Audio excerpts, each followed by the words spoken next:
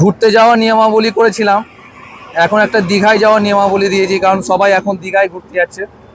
প্রথমে জানানো যাচ্ছে যারা ভোরে বার হবো বলে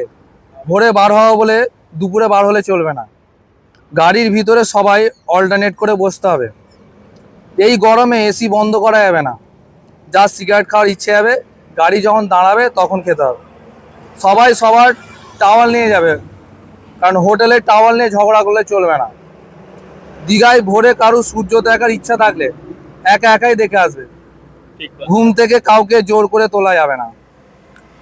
দীঘায় চান করার সময় যার যেখানে ঢেউ খেলানোর ইচ্ছা হবে সেখানেই ঢেউ খেলাবে, একসাথে না থাকলেই হবে।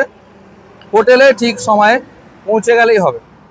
মোহনাতে গিয়ে যে যার ফোনে ছবি তুলবে, ওখানে গিয়ে নিজেকে শাহরুখ খান ভাবার কোনো দরকার নেই।